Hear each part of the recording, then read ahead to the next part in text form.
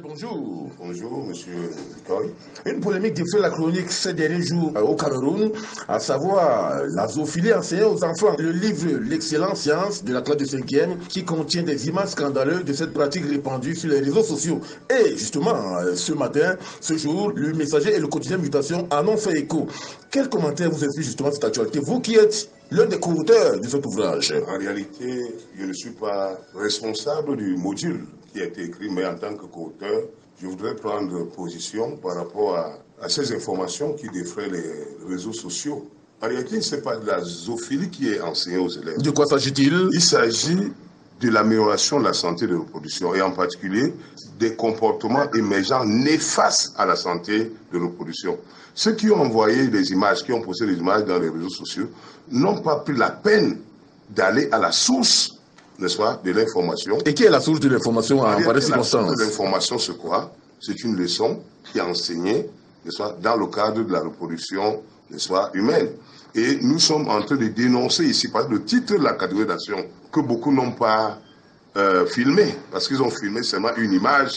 Et le titre de la catégorie d'action que nous sommes en train, n'est-ce pas, de développer ici, c'est la lutte contre les comportements déviants, néfastes à la reproduction. Quels sont ces comportements déviants? Eh bien, en fait, c'est pas, je veux arriver, mais en fait, l'objectif ici, c'est pas d'amener les jeunes, comme certains prétendent, à ces comportements, mais c'est de dénoncer ce comportement pour qu'ils ne tombent pas sous ce coup, du moins, qu'ils sachent se comporter face à ces comportements déviants. Et lorsque l'on jette un regard, notamment sur les raisons qui ont été formulées dans le document, on voit ceci, les raisons avancées par les auteurs sont nombreuses: la recherche du plaisir, du pouvoir, des pratiques occultes et la richesse. Et les jeunes qui ont aujourd'hui une capacité d'éveil critique permanente peuvent justement basculer dans la théâtralisation de ces différents rôles, à savoir la recherche du plaisir, du pouvoir et des pratiques occultes liées à des pratiques sectaires. Qu'en dites-vous? Non, mais vous prenez une partie du sujet qui n'est même pas la partie principale. Ici, c'est ce que les pratiquants expliquent, justifient, c'est-à-dire justifient ce comportement, mais ce n'est pas ça qui est essentiel.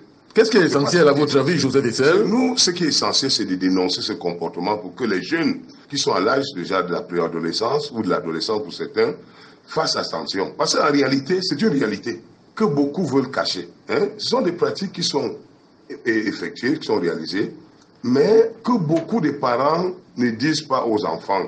Peut-être pas, je ne sais pas si c'est pas pudeur, mais... Peut-être parce que la sexualité reste demeure un tabou dans la société africaine. Malheureusement, ce n'est pas un tabou. On encourage au contraire, que ce soit l'éducation à la sexualité. Et pourquoi les parents s'obstinent-ils à ne pas en parler davantage aux enfants? C'est à régler. C'est à régler. Vous comprenez? Moi, je dis, le problème ici qui se pose, je crois que c'est un problème de manipulation d'informations. Qui manipule qui?